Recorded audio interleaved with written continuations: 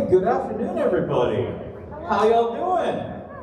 Everyone doing day 3 of Zenkaikon? Let's try that again. We can do a little more, right? Is everyone enjoying day 3 of Zenkaikon?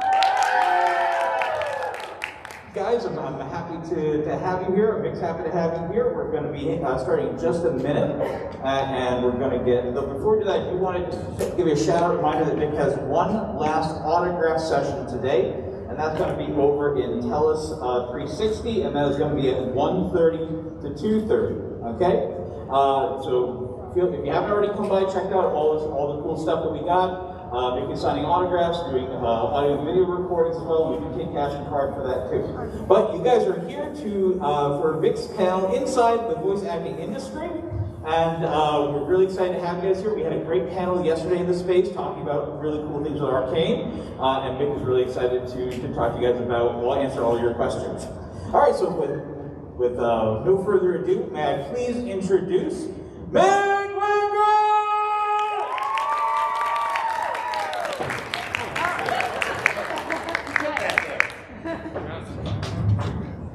How is everybody today? Good. It's okay. You don't have to put on the fake energy like you did for Joe. Poor Joe. Thanks. Give a hand to Joe, though. He's been a trooper all weekend. I know it's the last day of the con, and we're all a little tired, and we probably were up late last night gaming or raving or drinking or all three. So I get it, and so I'm going to try to keep this as informal as possible. I'm so glad to see so many here today, and I know that a lot of folks who are aspiring voice actors come to cons because it's your fandom that inspires you to want to be a voice actor and to know more about this industry. I have been a professional voice actor since 2000. I've been a working voice actor since the year 2000. I've been a professional voice actor in the Los Angeles area since 2004. And I kind of finally got the big break, as it were, in 2008 when I auditioned for a Jack Black voice match. I don't know why they seem to think that I sound like Jack, but they seem to think that I don't know, it's crazy. Anyway, so I booked my first gig, professional gig doing that. I had done a few other smaller gigs, but that was my breakthrough, as it were. That's what helped me to get a reputable Los Angeles agent and get my foot in the door in the cartoon and video gaming industry. And since then, I've just been working solidly and doing a lot of different gigs. You can look at my IMDb resume. I mean, I don't even know. I know that there's a lot on there, but you'll probably bring something to my attention. I'm like, I did that? Oh yeah, that was back in blah blah blah. Anyway. I teach and I coach, and I have since 2012, and I work with students across the spectrum of experience, meaning people who are like, I've always wanted to be a voiceover actor, I thought about dipping my toes in it, to, I've been working for 30 years and I'm not booking like I used to, what's wrong, why am I not booking?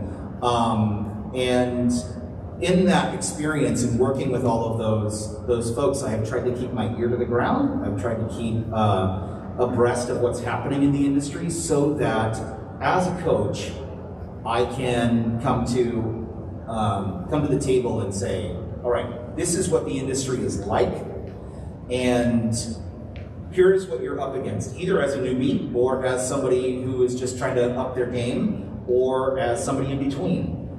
These are the factors that are influencing the industry right now. And before we get into question and answer, because I think that'll probably be the most expedient way and the best way to get your questions and your curiosities answered, please know that I'm not going to withhold any information unless it's NDA, right? So if you ask me about what it's like to XYZ, or what the expectation is from XYZ casting director or such and such a studio, I'm going to give you my honest opinion, okay, as an insider.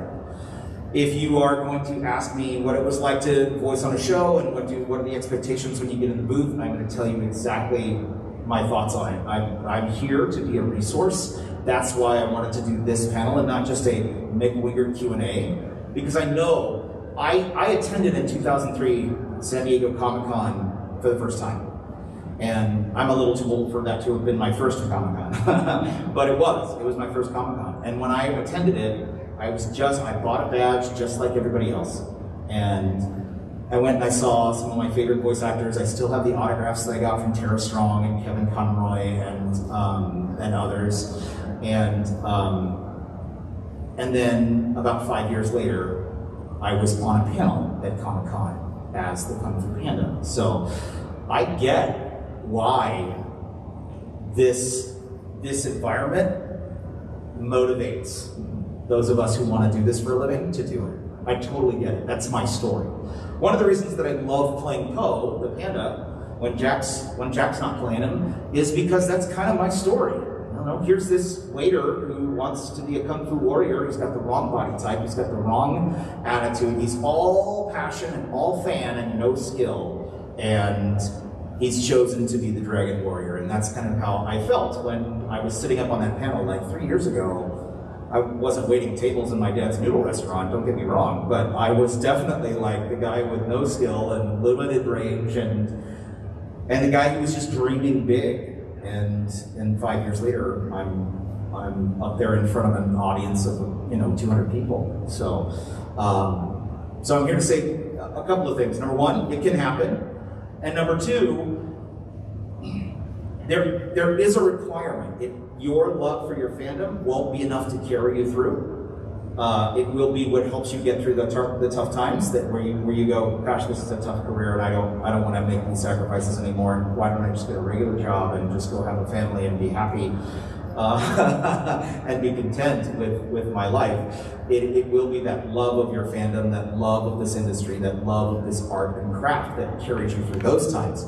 But it's not enough to get you started and to get you noticed and to get you in the door. And that's what we're here to talk about this morning. Like, what is it like to be an insider as a voice actor? So know that I'm going to be as honest with you as I can, unless I'm breaching some sort of NDA clause that I've recently signed, that I can't talk about certain things. Know that I'm going to give you as honest feedback as possible, and I'm going to give it to you straight. I definitely believe that all of us here are incredible creative human beings and incredibly creative human beings and can do all kinds of things. And I also am a realist and know that there's a special skill set that is required to be able to be successful at this career. And I will be honest with you about that and give you as much encouragement as I can, but also let you know what the path is ahead for anybody who wants to take that journey, okay? That's my commitment and promise to you as a professional voice actor. So, just a little bit about me. Just to finish up here, like, I do mostly cartoons and animation, but I have done commercial, I have done promo, I have done promos like when those are commercials for networks on their own network. Like, tonight at 9 on Discovery, an all-new Traveler's World. That kind of stuff. That's promo. Narration, I've done television narration, I've done audiobook, long-form narration. So I've dabbled in a lot of things, and I have some perspective on just about all of it. So I'd be happy to take some questions if you have any to start off with. Got some right up front. Okay, I have one kind of easy question. Okay. Yeah, no worries. I don't think that mic is on, but I can hear you. Oh, damn it, we can't have nice things. Well, not very serious question. Do you like presents? Do I like presents? Yes. Depends on what the present is, but yes, I do like presents. I have a little something for you this morning. I thought you might enjoy. Oh, thank you so much. Look at this. It's the professor with his little poro. Oh, I think this is a wonderful likeness. You've really captured the spirit of my little Poro. Thank you so much.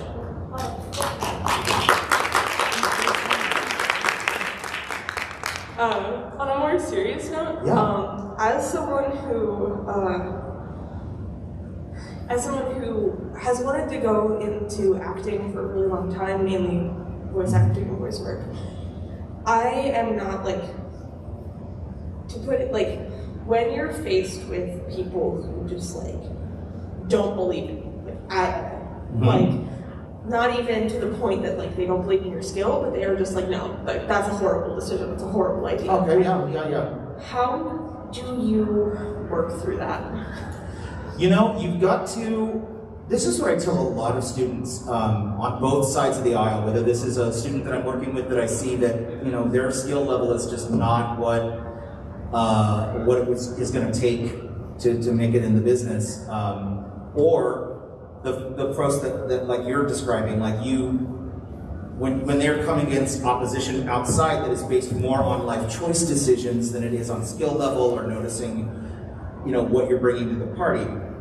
My advice is something I had to go through when I was going through a struggling time in the industry, because it takes a long time to make it. Like I didn't Move to Hollywood and start doing Heimer dinner. Like this happened in 2018, which is at least 14 years after I came to the Los Angeles area to work in cartoons. So during those times when you're working your day job and maybe a parent or a family member or a friend or somebody who thinks that they really have your best interest at heart is trying to get you to be realistic about your job, you have to face what I call your irreducible minimum. Okay, that's a chemistry term. When you have a substance like a compound, okay, it's made of a couple of different things. Take like water. Water is oxygen and hydrogen. At its irreducible minimum, that's the smallest amount of water you can have where it's still water, where it still acts like water and behaves like water, okay? If you take that principle of the irreducible minimum, you get to the smallest part of who you are, and you know that even if you're only ever going to be a hobbyist, even if you're only ever going to do community theater or act in friends' short films or YouTube videos or what have you, but you will be doing it no matter what else you do with your life, then that's a really good sign. That's what you need to follow. Whatever is at that irreducible minimum. Let's say I'm a visual artist and I lack skill. I have some talent, but I'm not great. I'm okay.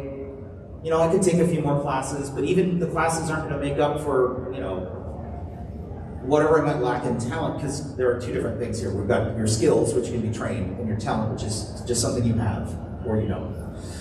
Everybody has, I am not musically talented. I can sing, I can carry a tune, but I can't think in music the way some people who are naturally gifted can think in music. They hear it, or they can compose it, and they think in musical theory, and that's just not my brain. And at 47, I'm like, okay, I think I can accept that. I'm probably not going to be a songwriter, and that's okay.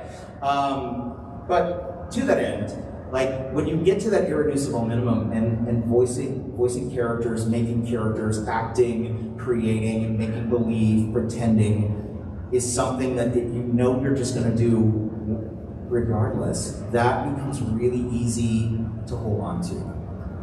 Where you can say, okay, maybe I do need to, maybe it's not in the cards for me to ever move to a major market and become the new dubbing voice of such and such a character, but even if I do have to stay in Lancaster, Pennsylvania, or Rochester, New York, or wherever, because of circumstances, I know that I can get out there and do fan dubs, and I know I can get out there and do indie games and friends projects, and I know that even if I have a day job, this is part of who I am, and I'm just going to pursue it. And it actually is those people for whom voice acting is at their irreducible minimum. If you're being honest, not just daydreaming, but if you're being honest and voice acting is at your irreducible minimum, like it was for me, that's where you find your courage to press on. That's where you find your courage to go, my family loves me and they mean well, but they're wrong, and I'm going to prove them wrong. I'm going to make the sacrifice that is necessary to do it. And that's how you make that decision, is you gotta get down to what the heart of you are. I tell people, especially folks who are wanting to be voice actors for the first time, this sounds really, really, this sounds really depressing, so follow me here, bear with me, but I do tell people, if you can be happy and content in your life doing anything else, do it. Go do it and make voice acting a hobby or a daydream or something that you follow as a fan. But this career takes so much sacrifice of personal time, life goals, parental or familial or friend, approval or disapproval. There's so much that you put on the line to follow this, that if you can be happy not following this and just live a wonderful life, go do it. Don't feel like you have to do this. This doesn't have to be everybody's dream. Because only a few of us make it. And one of the things I want to say is that as an insider, and why I'm saying this is, let me back up a step, because I know I was answering, I hope I answered your question, irreducible minimum. But I also want to set the stage for you guys a little bit better. How many of you grew up watching cartoons in, say, just by show of hands, late 80s? Anybody watching the late 80s? I was a late 80s kid. I was also an early 80s kid and a late 70s kid. Anybody watch cartoons in the 90s? Anybody watch cartoons in the 90s? Awesome. Awesome. Anybody watch cartoons, I would say like 2000, the year 2000, 1999 to like 2005. 1999 to 2000, perfect. All the hands in this room just represented the way casting used to happen. Meaning, we watched cartoons during an era in which, from the time immemorial through the early 2000s, casting was, there is a group of people, about 50 people to 75 people at any given time, who all lived in Los Angeles, because this is where it all happened, who were all multiple voice, Mel Blanc, people of 1,000 voices. And in order to get into an animated show and be part of that community, first of all, culturally, you wouldn't want to do that unless you fell into it or you were really passionate about it. And there weren't a lot of people that were really passionate about it. Most of the people at that table fell into it because they came to Los Angeles to be an actor in general, and they found that they were good at this, and this is where they were making their money. So that pool used to be limited to about 75 people. And like when I went to Comic-Con in 2003 for my very first Comic-Con, casting was very much the same way. You had Gary Owens up on a stage with Jess Harnell and Mark Hamill and Rob Paulson and Frank Welker and all of these legends, Tress MacNeille and June Foray, who were all like, yeah, you gotta do 40 different voices, and if all you women out there, you better know you have to have a little boy voice, because if you don't, you're not gonna get booked. And that's because that's how casting happened. They would draw from that one little pool of 75 people to do all the shows in town. And every character in those shows had to be voiced by one of those 75 people. So it used to be, can I get a seat at that table, and what do I need to do to get at that? And it's only been since really my generation and later. I'm a kid who was born in the early 70s, grew up school age around early 80s.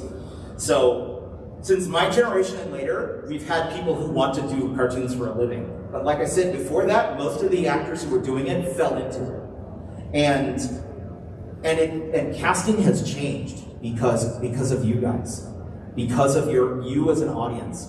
More and more adult consumers are watching animated offerings. And by watching animated offerings as an adult, you are demanding better storytelling, and you're demanding better acting, and you're demanding more credibility. You may not be vocally demanding it, but ratings and metrics all show the stuff that plays real, and the stuff that plays serious, and the stuff that plays touchy-feely gets watched.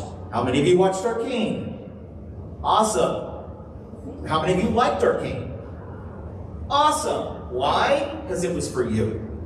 It wasn't for little kids, right? So that has changed casting completely. Anybody, anywhere in the world can get a seat at that table, that cartoon voice actor table, if their skills are good enough. But the competition is now not 75 people in LA who used to get all the jobs. And talk to, believe me, when you get a chance, talk to veteran voice actors like myself, like Debbie Derryberry, like Rob Paulson, like Maurice LaMarche, and ask them, how has casting changed, or how has your job changed in the last 20 years? Because it's night and day different. What carries through now is credibility. How credible are you? So now more than ever, your voices don't matter. I don't care if you have 40 voices in your repertoire or not. I don't care how good a utility player you are with your voices. And you can do really hot characters like Heimerdinger, and you can do like really like big throated like New York guys or whatever. Like, I don't care. What I care about is, are they credible? Do I believe that that's a person? And yes, it's not a person. It's an animated apple, or it's a yordle, or it's an elf, or it's a whatever the character's drawn to be. But here's the secret about cartoon characters and playing cartoon characters. The ones that last, all cartoon characters that matter are just like Soylent Green. They're made of people. They're all avatars for the human experience. So how good are you as an actor? Acting matters. You have to be a good actor. And that is a very long form training. I will say this, I remember I did theater when I was in high school. And when I was in high school, I'm going to be a little crass here, I apologize to any young ears that might be in the room, but we all thought we were hot shit. We really did, because I went to a performing arts magnet high school, so they took all the semi-talented kids in town and brought them all to this one place and made them into, it was like Fame High School. We were dancing on taxi cabs at lunch break and everything.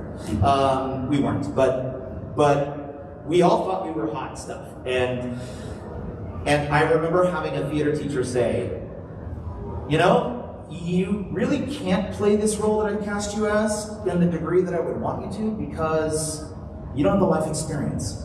You just don't have the life experience. The more life experience you have, the better actor you're going to be, because you'll have more to draw on. And when I was 17, playing the main character role in a drama, like, I didn't take that in. I was like, whatever, I totally got this. I know what middle-aged people act like, whatever. And now that I'm a middle-aged person, I'm like, you could write books about how much you didn't know. And so, as an actor, I would say the reason I bring up that story is to say that I'm still growing in my craft. I'm still, becoming a better actor.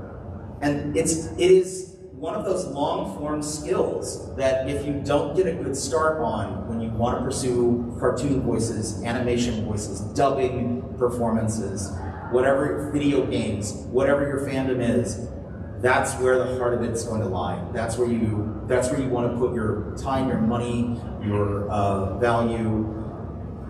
That's what you want to make the sacrifice for, is to get that kind of training, because that's how casting happens now. And if you're an influencer, you've got a leg up. If you're famous, you've got a leg up. And it's just the dirty little truth about the casting industry right now. It really is. It's very fame-oriented right now, because there are more and more adult audiences watching animated fare, and psychologically, for whatever reason, even when we say it doesn't matter, it matters if we recognize the name. It just does. That's just the human condition, I'm sorry. So for those of us who are like me and just want to be a blue-collar voiceover guy and kind of have some fame, but mostly an anonymity, it becomes a pretty tough cycle. But this is real information from behind the scenes. I'm also, as I'm getting all this out, I'm also open to answering more lighthearted questions about the industry. I don't mean to bring everybody down on Sunday. There's a lot of really fun things about this job that I love to talk about and would absolutely answer questions on, but I feel like I, as a talent, owe it to you to tell you the truth, because I sat where you were sitting in 2003. The one thing I went to for voiceover, besides like the big cartoon voices panel where I saw Jess and Gary Owens and all of them, I went to this how to get into voiceover workshop 101, and it was a panel hosted by this woman who had done the rotoscoping work for Tinkerbell. And I don't know how much voice acting she had done. Her main credit to fame was that she was the rotoscope model, so she did the movements and the dancing for Tinkerbell. Famous enough for Comic-Con at that time to talk about voiceover. But she was talking about how you look in Backstage West for, audition opportunities, and you gotta find a good agent, and eventually you make your demo, and that's all true, and it's still true today, but it wasn't helpful.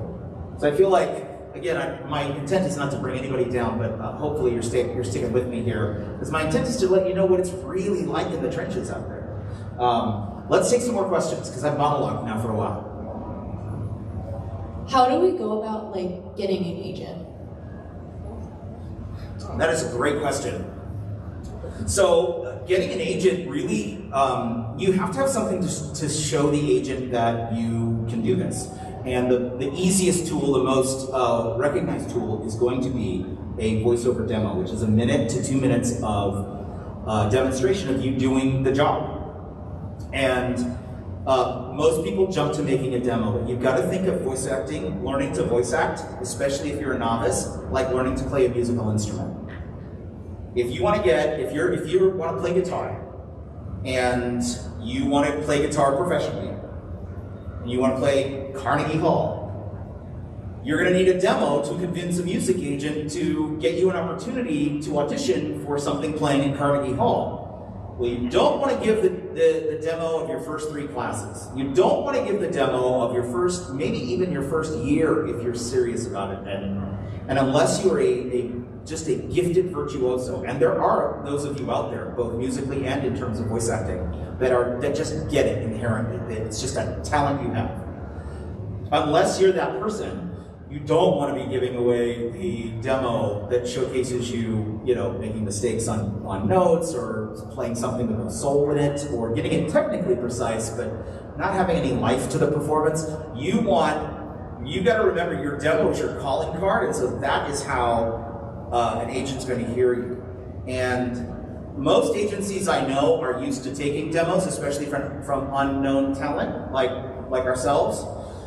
If you are a known quantity, let's say you got 300,000 followers on TikTok, or you are an Instagram influencer, or you're a celebrity, and you thought, hey, it'd be cool to do voiceover, you could probably get somebody to rep you for voiceover work and get opportunities for you that way, based on your reputation and on an audition by audition basis. They might say, well, send me, here's 3 pages of copy, here's 1 commercial, 1 character, and 1 other character from a video game. So you got a cartoon, a video game, and a commercial. Send me back your reads on those, and that might be enough. Or, if you're big enough, they might say, of course we're going to rep you for voiceover. I don't care that you've never done it before. That's no problem. We'll totally take care of that, right? Then you don't need a demo. But for you and I and anybody else out there who's like not Zendaya, we have to put together some sort of sample so that they know what they're going to be investing in, right? The agent is in it to make money, and they only make 10% of what you make. And that's another thing I want to say, especially out here on the East Coast. If you are getting offers from agencies who are asking you to pay anything, whether it's a licensing fee or a subscription fee, or pay for your profile on such and such a website so that they can get you auditions, pass by. Do not do it. Agents are paid on commission only. Anybody that takes your money before they give you a job, or before they give you an opportunity for a job, before they give you anything, is nothing but a scam. Because the way that real agencies work, both union and non-union, even if you're not in the actors union, it's a percentage of money when you make it. They get nothing up front. Now they might ask you, please make a new demo because I think you're better than what this shows you. Or you might need new headshots. But if they say, you need new headshots, oh, and my husband's a headshot photographer, then consider some other options for agents if you have them, and if you don't, then I would do it with going to a different photographer. You never want to be in a situation where you're paying anything to an agent for them to represent you. That's just not how it works. That's just a way to part people from their money. But what I would say is, again, to get that agent, you need the demo, and then they need to hear it, and they need to see you perform. So again, in this day and age, I want every one of you who has an interest in this, get a YouTube channel. They're free. You can make the videos. It is a separate skill. I get it, and not all this. Like, I don't have a YouTube channel not because I don't value it, but because I'm not a video editor. And I'm at this point in my career, I'm too busy doing other things to have that presence, but I do have peers who are not working the way that they want to be, and they are increasing their social media presence. Why? Because it works. Because an agent can see your TikToks. They can see your YouTube channel. They can see your Instagram reels. They can see your Twitter rooms and your clubhouses and all of those things, and follow you, and follow people following you, and see how much of an impact you're making with your performing. Again, even if you're doing fandoms, your favorite anime, and a group of you are like, we love Full Metal Alchemist, let's do it. Look, I'll be Eric, and you be, so on and so forth. But like, get out there and redub it in your own voices and get your acting on. And if it's noteworthy, it'll get noticed, and somebody can reach out in those situations. Now, there's a lot of fandoming out there, and agents are pressed for time. So your best bet is to study, get your training under your belt, know how to act, and then specifically how to act for a microphone as opposed to a camera or an audience. And when you've got those two things under your belt, you make that demo, and then you get that demo to their hands. It used to be you had to, back in my day, we had these things called CDs. I don't know if you've ever heard of them, but they're shiny and silver. I use one that's like a little car ornament on my mirror. It's fantastic. I love it. It's like rainbows and lollipops. But CDs, we used to make CDs, and we used to have them in jewel cases, and then they went slimline jewel cases, but we stayed big, thick ones, because on the spine you'd have your name, right? Your name and your contact phone number, and you'd have to mail them in, and you had to pay for postage, and you had to pay for packing, and you had to pay for the CDs themselves, and you had to pay somebody to produce your demo. Now it's all email. You have your demo, it's made by a professional producer at a studio. It's about 1 minute for 1 minute's usually a good guideline. When I make animation demos, I usually make up to 90 seconds because I feel like the listener can turn it off anytime they want. They don't have to, it doesn't have to be 60 seconds. But you want to send that demo, right away to them through email. Whatever channel they've put on their agency website is best for submissions. And that's how you get that agent. And the other thing too is move in these circles. Make friends with voice actors. Make friends with other people interested in voice acting. I tell this to my students all the time. Build a workout group where take scripts or transcriptions from your favorite shows or anime or whatever, and work on them with each other. If you are in voiceover classes, bring the scripts and exercises you do from class together and work as a group. It takes so many of us to get through this. I spent my first 3 years in Los Angeles just doing a workout group with about 7 other people. 6 or 7. Anyway. And we were just doing it for free, on our own time. We just bring scripts, and we read them, and we, do the stuff. So, all right, at the risk of monologuing, I think I've put a few people to sleep. Let's get another question. So, what is your best advice for creative-minded people on how to navigate the business? Because I find that is the most difficult. Yes, that is the most difficult. Okay, so navigating the business can be really tough. You have to have a business mind. And what I would say is, I know this sounds very corporate and very America and rah USA, but truly, bear with me here. You've got to think of yourself as a brand. Mick Wingert is a brand of voiceover. Debbie Derryberry is a brand of voiceover. We don't read on the same things. And even if we did, she still has her brand and I have my brand. I have the things that make me tick and then the humor that I'm bringing to my reads or my acting skill, and she's got her thing, and Kari Walgren has her thing. You have to remember that you have a product that you are marketing. And as a creative, if you're not good in business, partner with someone who is. For my part, I married a wonderful woman who's really good at organization and business, and she helps me with the business side of things. I also have a great agent who isn't there to just answer phone calls, but is there to say, okay, I think this is a good move for you, this is not a good move for you. We want to make sure that we're negotiating the rates to what you want, that kind of thing. It's important to have that in your corner.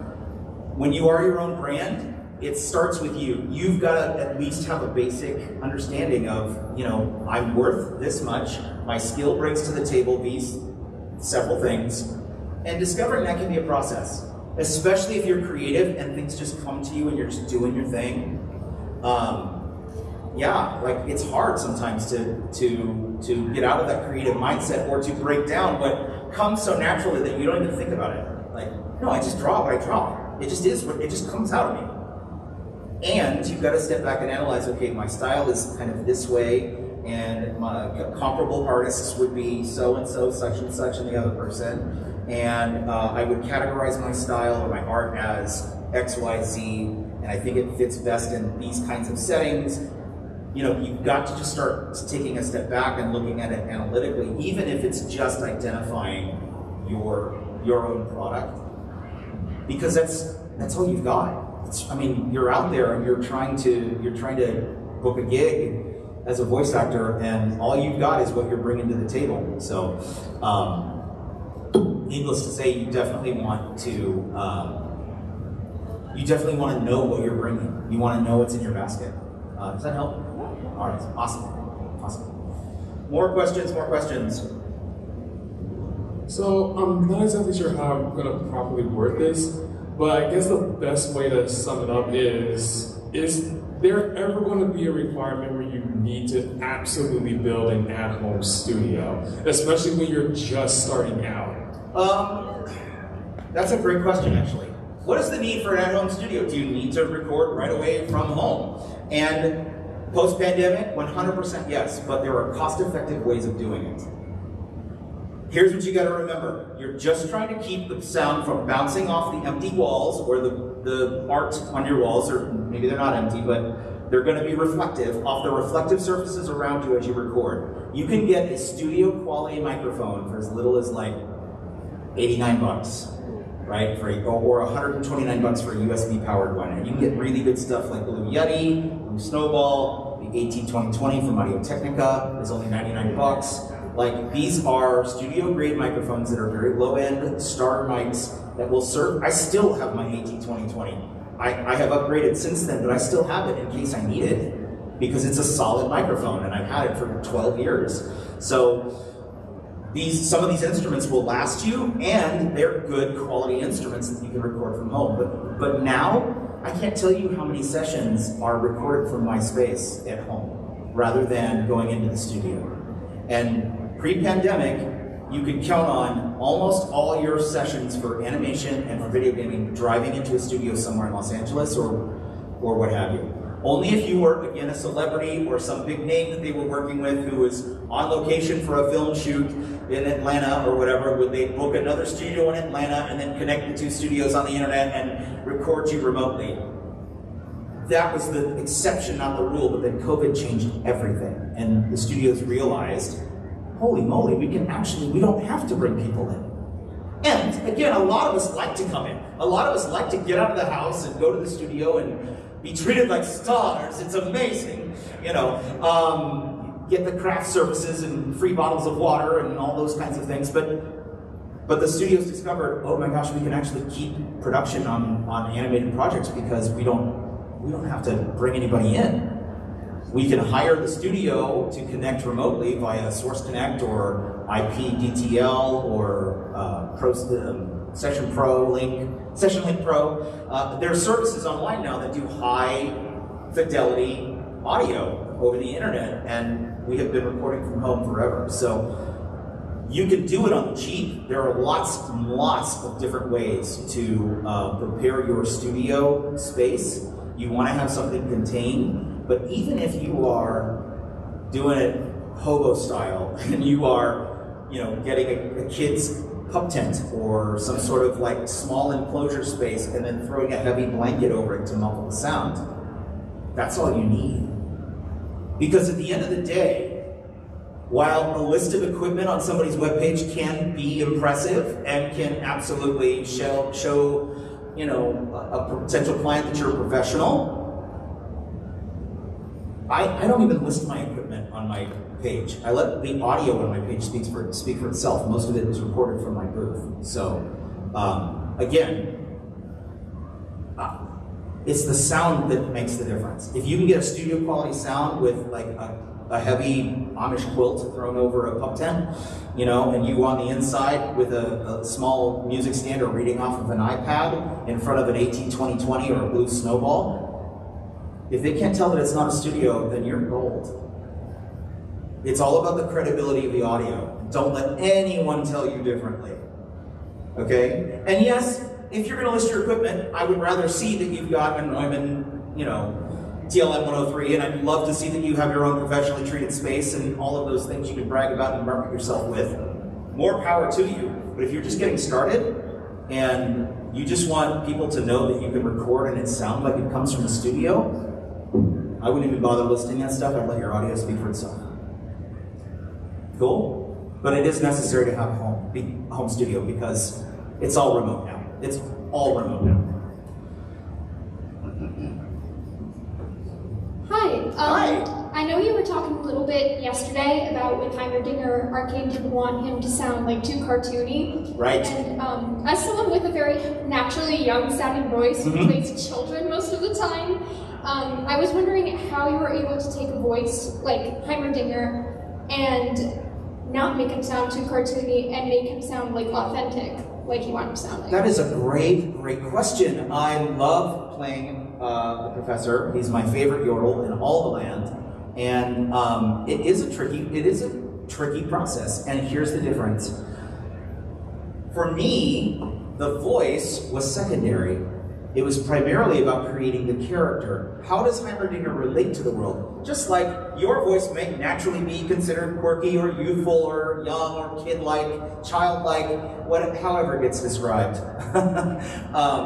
You still have real feelings. You still get happy, you still get mad, you still get angry, you still have emotional reactions to various things in life. If you treat your character that way, then no matter what they sound like, they will be a real person. So I might have the silliest little voice up here like this, but if I can really sound sad that my student is going to pass away in an untimely fashion, and make the reflection on that sound very real, I think you're going to buy it, because I buy it. I'm feeling that sadness of losing someone too soon. And if I let him feel those things, then no matter what he sounds like, he's gonna be a real person. And it's similar in happy moments too. It's not just when you're playing drama. Like, if Heimer's frustrated because he and the guards just broke down the door and the guys are floating, and because they've been working behind his back and he's busting in, he's super frustrated. What's going to make that moment funny is his real frustration of, oh, you boys are in so much, would you stop levitating? Right? That's super funny because he's super frustrated and he's just talking out of the air, just reacting to what's happening. And again, if that comes from that place, this is why you hear actors talk about quote unquote truth. That's what they mean by the truth. Does the feeling inside feel real to the character? Does it really feel like Heimerdinger's having that frustrated moment? Because if it does, he can sound like a big old goofy, dumb goofball and still be not cartoony. The voice, what they were looking for was somebody who could play the notes of a human being, but with the instrument of a yodel. And if you think of your voice as the instrument and you're acting as the music, as it were, that's the marriage. That's how you make compelling characters. There is voice work involved. The fact that you have a young childlike voice means that you will have work in this industry. It's not necessary for women to have a boy voice or a little girl voice all the time anymore, because casting has changed and they're usually casting real kids, but every once in a while they're not. Or if they're casting for an adult animated comedy, they're not. They're always going to cast adults because the material's racy. And in the dubbing world, there are no children. There are like no children who dub. So there are only a handful throughout the history of dubbing, and almost all the boy and girl voices are done by women who have your instrument. And there's tons of work out there for you.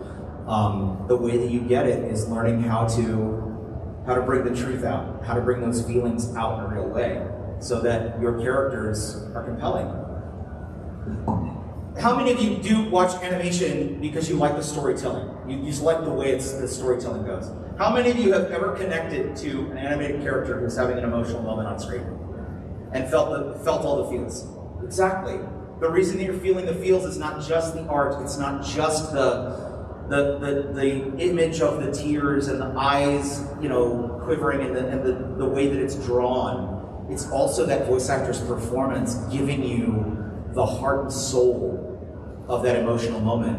And that's the difference between cartoony and non-cartoony. Because cartoony characters, you can slap them all day and they're just, you know, they're larger than life. They don't have real emotions. They just have cartoon emotions. All right, next question. Hi. Hi. My question was, as a voice actor, you have to, you know, get your material out, get your voice to people to hear. Mm-hmm. In any given amount of time, how many auditions do you put in for, like, each role you do? And of those, I forgot my second question, but just if you remember it. And how do you find these roles? Like, just through your agent, or you hear about it, or yeah. Do you want to help me on this? Yeah. Yeah, come on up. Ladies and gentlemen, please welcome to the stage Jesse Josephic. He's the biggest name you haven't heard yet. So I'm going to talk about from the agency perspective, and then Jesse, and my special guest here, who's been under my tutelage for a little while and is local to the Pennsylvania area.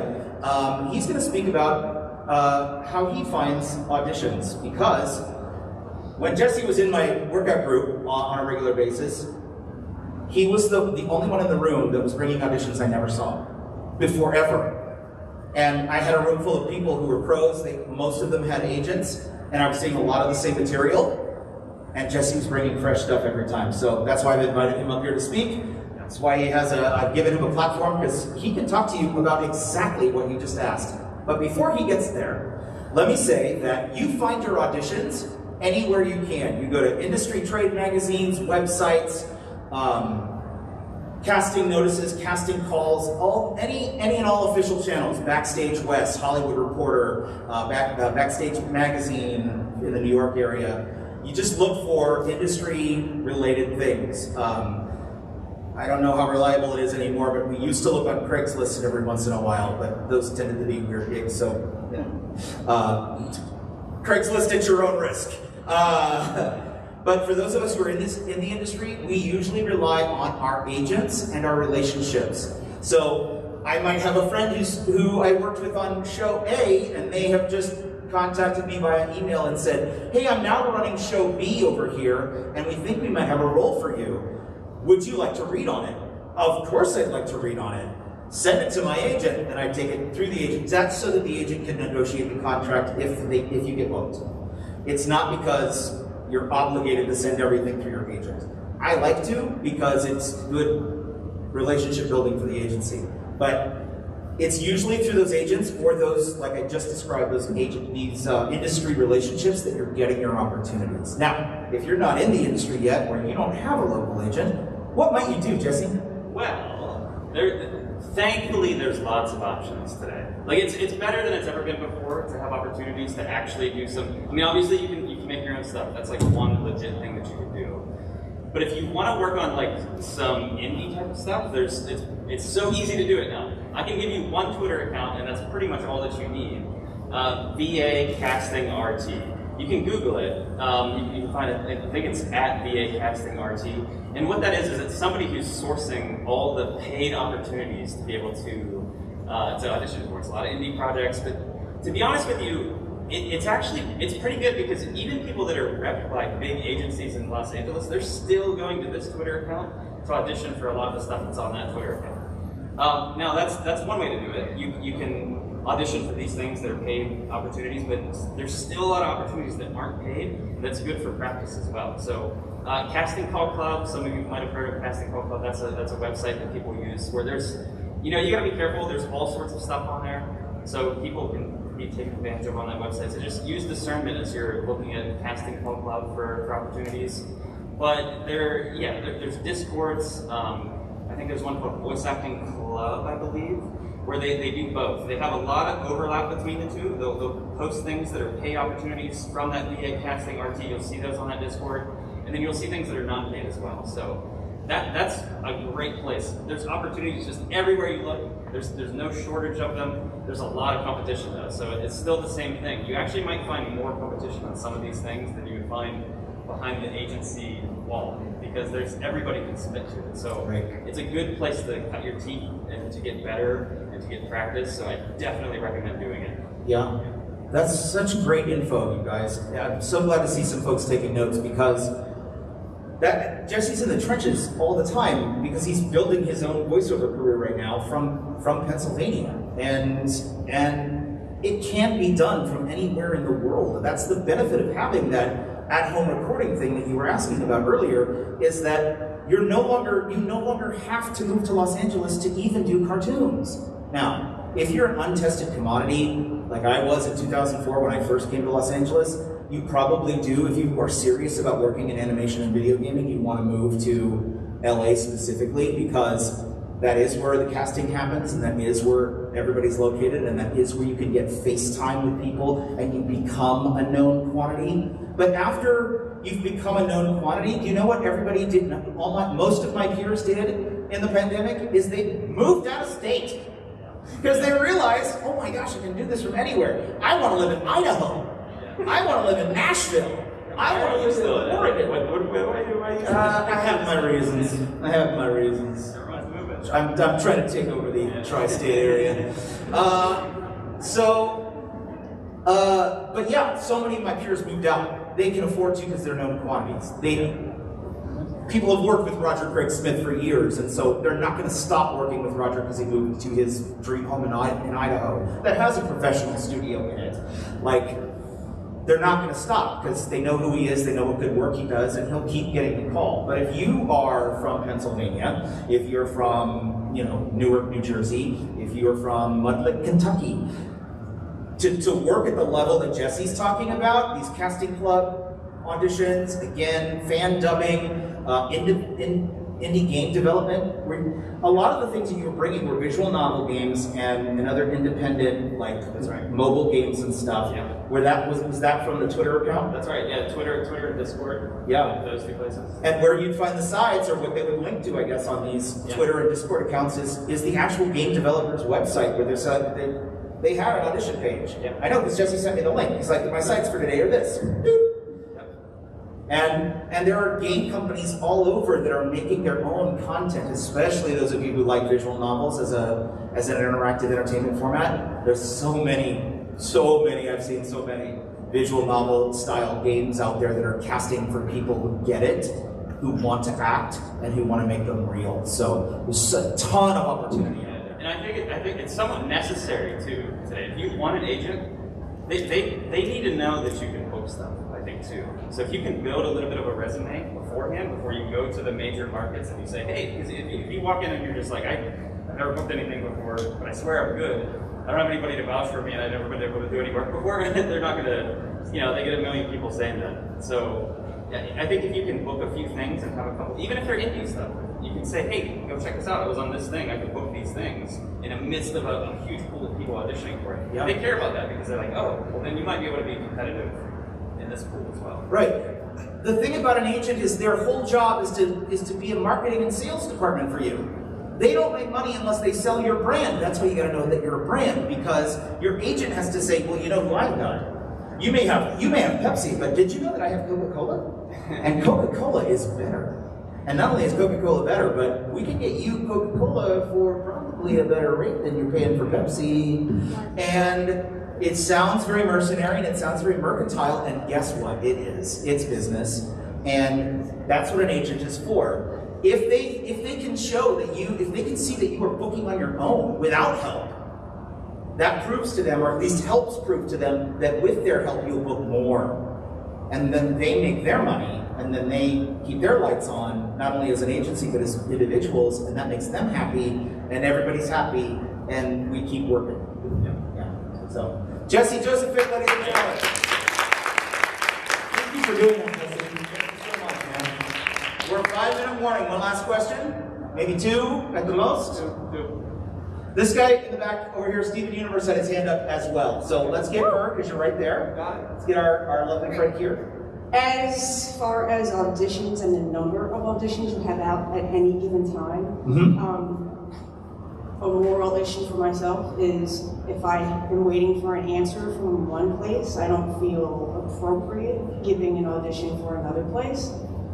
Wait, define waiting for an answer. So I've already put an audition in for X, and I'm waiting to find out whether I've gotten a position, but then I see another audition come up, and timings could be overlapping as far as the performance times go. Do you put in that next audition? 100%. I'm sorry. I don't mean to be. I don't mean to sound.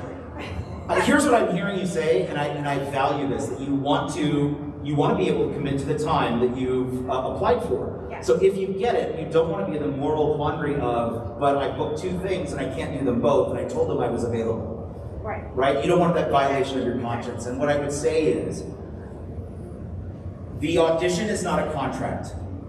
The audition is a job application. So if you're going to put in a job application and you say you're available 9 to 5, Monday through Friday, and you're waiting to know if they are going to hire you, I would not reserve or hold time for them unless they had you in for an interview and expressed interest. If all you did was submit a job application and never heard back from them, there's no contract there. You are not saying, I am holding this time. Does that make sense? Yes, absolutely. Awesome. All right. As far as how can you determine how much your talent is worth? Don't ask the studios, because they'll have a different number than you. You have to know. Gosh, it's such a growth question. You've got to bring a sober-mindedness to how you value yourself, especially as a beginner. You have to know, my performance of this, just because I lack the notoriety or I'm not a proven product, like, I'm not going to charge the same thing that, say, Jim Cummings is going to charge if I'm a beginner. But if I'm Mick Wingert and Jim Cummings is at my agency, we might be up for the same gigs now, and we might be competing at the same price, right? But there are certain, this is again why you want to know your brand. Like, I could probably scratch out a really kind of half-ass Winnie the Pooh for you if you really want me to, but if you want Winnie the Pooh, you're going to pay for Jim Cummings, and you're going to pay a premium for that. Not a celebrity premium because he's not a celebrity, but you're going to pay an expertise fee, as it were. And the way that you value yourself is you take a look at what similar talents at your skill level, at your exposure level, and at your experience level. Okay? How much skill you have you taken classes? Have you trained how to act? How much exposure do you have? Do people know your name? Are you an unknown quantity yet? And then how much experience do you have? I've not only trained, but I've also done 3 visual novels, and I've done 4 or 5 fandoms, and I've done, I audition for, radio drama podcasts all the time. Those 3 things together, you take a look at the fellows around you at that point, and you look at what price lists are. I would say that anybody who's starting out, $25 to do some sort of indie pet project for somebody is not too much to ask. It's not too little to ask either. I would say that if you're getting about $100 a gig per gig, no royalties, no residual, maybe that person has the rights to your material that you've recorded for that purpose, in perpetuity. That's just the way it goes at this level, and that is acceptable.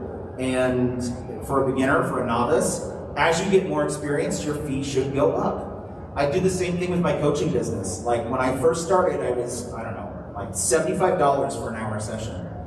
And over the years, I've increased the price point, and Jesse's gonna hate to hear this, but I'm about to increase it again, because I'm getting a better sense of what I'm bringing to the table and what other voice coaches are out there, and how my coaching and experience, compares across the market. That is the business sense that escapes so many of us creatives, because we're just like, it's art to me, it's priceless. My voice performance here is priceless. How do I put a price on it? Or the illustration I've done, or the whatever. And we have to start looking at looking at it from a business framework, if you want to make it a career. If you just want to do it as art, for the love of art, you don't ever have to put a price on it. But if you want to make it a career, and you want to try to keep the lights on and keep the roof over your head and provide for a family and whatnot, then we have to become business people. Or we have to surround ourselves with business people that we trust, who can say, no, Mick, you're not worth $75 an hour anymore. That you're way undervaluing yourself and you're actually damaging your brand. You've got to go up to 125. And I'm above that, by the way. You've got to go up to X number of dollars just so people can see psychologically, oh, this is a premium product, right? You pay different prices for Godiva chocolate than you do Hershey's chocolate. Why?